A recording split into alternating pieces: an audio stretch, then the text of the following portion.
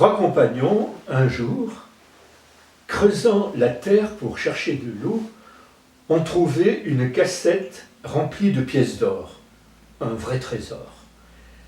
Mais comme la confiance ne régnait pas vraiment entre eux, et que chacun soupçonnait l'autre de vouloir s'approprier le magot et de filer avec, ils ont décidé de rester toujours ensemble, de ne jamais se séparer et d'avoir cette cassette en commun.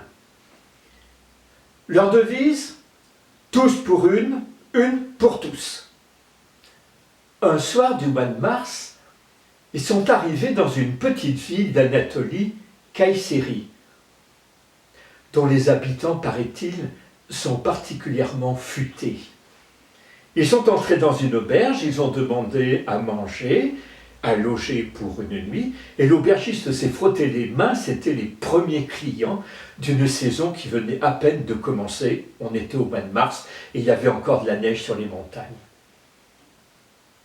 Après avoir pris un léger repas, de lamadjoun, de salade de campagne, et puis un peu de beyaz peynir, de baklava, le tout arrosé d'un peu de thé et de beaucoup de raqueux, ils ont appelé l'aubergiste et ils lui ont dit « Voilà, nous repartons demain, est-ce que par hasard tu aurais un coffre que tu peux bien fermer ?»« Oh oui, dit l'aubergiste. »« Eh bien, est-ce que tu acceptes de garder pour nous cette cassette que nous reprendrons demain ?»« Ben, sans problème, » a répondu l'aubergiste. « Oui, mais il faut que nous mettions d'accord sur une chose. Si jamais l'un d'entre nous vient te demander la cassette, promets-nous que tu ne la donneras que si les deux autres sont d'accord pour la lui donner. » « Oh, bah oui, a dit l'aubergiste. Tu as bien compris ? Enfin, je ne suis pas sourd ni stupide. Et même si vous voulez, on peut écrire sur le papier les termes de cet accord. Moi, aubergiste de Kayseri, reconnais avoir pris en dépôt la cassette de 3 marchands, et je stipule que je ne donnerai cette cassette à celui qui me la demandera que si les deux autres sont d'accord. Signé l'aubergiste de Kayseri, les 3 marchands ont signé, on a mis et le papier et la cassette dans le coffre bien fermé. Et les 3 marchands sont montés dans la chambre. L'aubergiste leur avait dit « Désolé, je viens juste d'ouvrir l'auberge, je n'ai qu'une seule chambre. Il y a un grand lit, mais suffisamment vaste pour tous les 3. » Une fois dans la chambre, ils se sont déshabillés, ils se sont glissés sous le drap un peu léger. C'était une journée du mois de mars, il faisait encore froid. Et là, au bout d'un moment, il y a l'un des 3 hommes qui a dit aux 2 autres je crois que je vais descendre, demander à l'aubergiste de nous donner une couverture. C'est pas la peine de vous déplacer, je vais le faire. » Il est sorti du lit, il s'est habillé chaudement, il a pris tous ses habits, il est descendu, et quand il est entré dans la salle de l'auberge, l'aubergiste était en train de ranger les tables, les chaises. Il s'est approché de l'aubergiste et lui a dit « Est-ce que tu peux me donner la cassette que nous t'avons confiée ? Nous avons quelque chose à chercher. » L'aubergiste lui a dit « Ah, selon notre accord, je suis désolé, je ne peux te la donner que si tes 2 compagnons sont d'accord. » Oh, on ne va pas les déranger comme ça, ils sont déjà couchés en chemise de nuit. Le plus simple, c'est de les appeler et puis de les interroger. Alors l'aubergiste du bas d'escalier a crié « Oh, là-haut, vous m'entendez ?»« Oui, oui, » ont répondu les 2 hommes. « Est-ce que vous êtes d'accord pour que je la lui donne ?» Les 2 hommes ont répondu « Mais bien sûr, tu peux la lui donner, croyant bien sûr qu'il s'agissait de la couverture. » « Eh bien, tu vois, dit l'homme à l'aubergiste, tu vois qu'ils sont d'accord.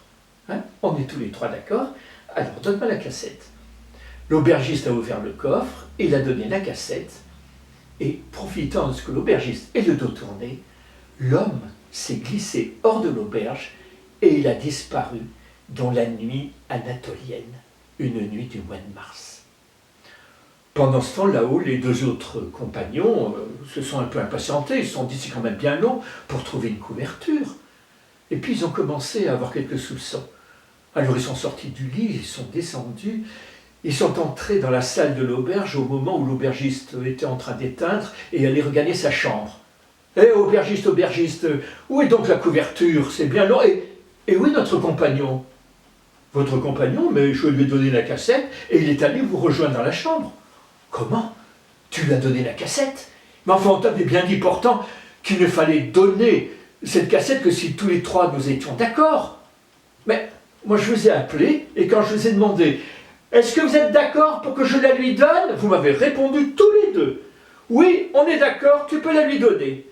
Mais il ne s'agissait pas de la cassette, il s'agissait de la couverture. Oh ben moi je ne pouvais pas savoir.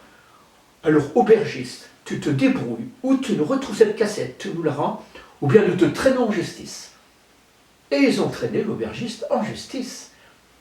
Le juge les a écoutés, et puis il s'est tourné vers l'aubergiste et il lui a dit « Eh bien, ces deux hommes ont raison. Hein.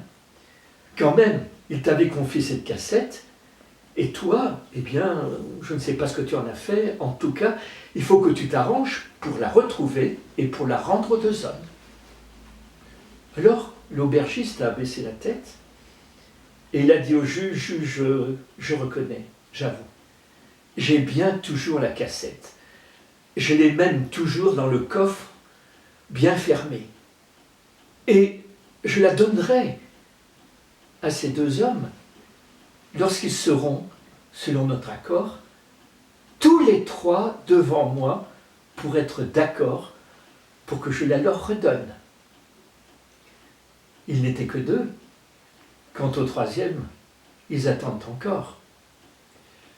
Je vous avais dit que cet aubergiste, il habitait la petite ville de Kayseri, où on dit que les gens sont particulièrement futés.